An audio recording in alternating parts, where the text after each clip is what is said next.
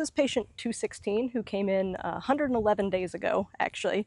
And in those 111 days, we are now up to 538. So we've received 322 patients in the last 111 days, so averaging 3 a day, but we are in the middle of our busy season. So we do like to usually release one baby of each species that we care for on site here because we are on 305 acres of forested property. We have great habitat for most of the species that we are caring for. So by releasing them here, they can kind of have space, but we do also have several nesting pairs on site here. So we don't want to encroach too much on the space that they already have for their babies, but when babies leave their parents, this is the time that they're going to be doing what we call dispersing. So dispersal from the nest is going to be where their parents are no longer feeding them, so they start trying to find their own territory, and they're going to start just kind of like branching out, looking for an open territory. And that first year of life, they're going to be very transient. So they're going to be moving around, usually not spending too long at any one place. Hang around. So it is unlikely that 216 will go hang out on Saitas just because it is their natural instinct to disperse from their parents. So parents aren't going to be feeding them at this age anymore, so they are having to hunt for their own, so they're not usually going back and hanging out with their parents. So the ones that visit Saida are usually either a suitor who's like, hey lady, I'm available. Are you available? So we put some males, because we've definitely seen two different sizes of barred owls land on Saitas, one that's considerably smaller than her and one that is very comparable size. So that other comparable size one is going to likely be a female like Saida who maybe view her as a rival for the territory and are wishing to kind of say, hey, this is my space. And show off there. So that's usually going to be the interactions we're getting. We're not usually going to get babies coming to be like, hey mom, because it's their instinct to move on in a way.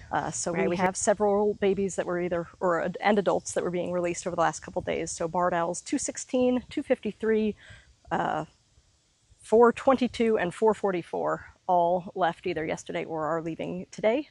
So we're going to be releasing 216 for you today. And for those that are kind of newer to the chat, this is a major part of what we do here at World Bird Sanctuary. So this is the rehabilitation aspect of our mission. We are taking injured birds of prey from the wild, treating them for their injuries with the goal of releasing them back to the wild. So this is the end result of all the hard work that we put in, and we're really excited to be able to do this today. Every release is so meaningful to us because it's just, another bird back out there contributing to the ecosystem and doing what they're supposed to do.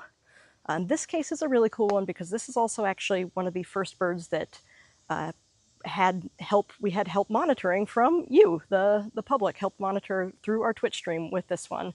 So this bird came to us at the end of April as kind of a smaller to medium baby, something we'd still count as a nestling, but definitely an older nestling, but means that they're still supposed to be in the nest. Parents are going to be actively caring for them. They're maybe just getting ready to branch and go on those first things, but not yet flighted. We either kind of left the nest a little early, or maybe we were branching and did fall and we broke a leg. So somebody found us and noticed we weren't quite acting right, called us. We went and sent one of our rescue groups out to get the bird, and they came back, brought it back here for care. We found that this bird had a broken tibiotarsus, so it's one of the long bones in the leg. I do this, but this would be the wing equivalent. So one of the long bones in the leg here. So basically fracture like right here equivalent on them. Leg fractures in birds of prey do usually require a surgical repair. So we did do a surgical repair of this. We have a staff veterinarian here on site. We have surgery capabilities here on site. So we're able to do those surgeries right here at World Bird Sanctuary, which is a really cool thing to be able to do. Not a lot of rehab facilities have the capabilities to do a surgery, but we have that here, and because we can do that here, we've seen a lot more success with our surgeries because we can essentially take them to surgery as soon as they're stable enough to do so.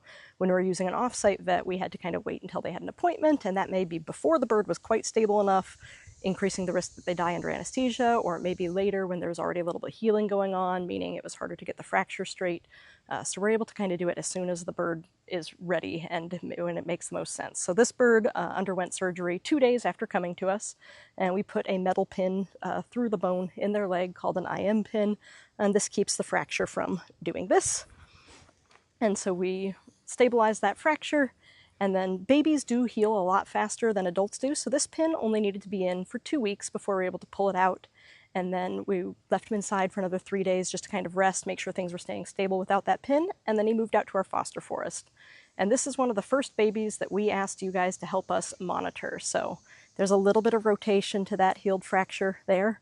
that we weren't sure how we were going to use that foot. So we had you guys help us monitor using the foot and moving around, and then we did have the kind of tragedy earlier this year of the Asper outbreak that you guys alerted us to by noticing behavior changes on the cams that weren't visible when we were in there for as staff, because our patients are very defensive, always acting normal when we're in there defensive, but the difference could be seen by viewers, and you guys noted that, and we were able to kind of catch everyone for a health check as a result of that, assess for problems. And 216 here is one of the birds that was found to have an Asper infection, so did have a lesion in his mouth, or her mouth I should say, and we were able to treat that and clear that up before returning her to the foster forest, where we've watched her grow the rest of the way. So she's been here in care for about 4 months, and we're gonna enjoy the release today.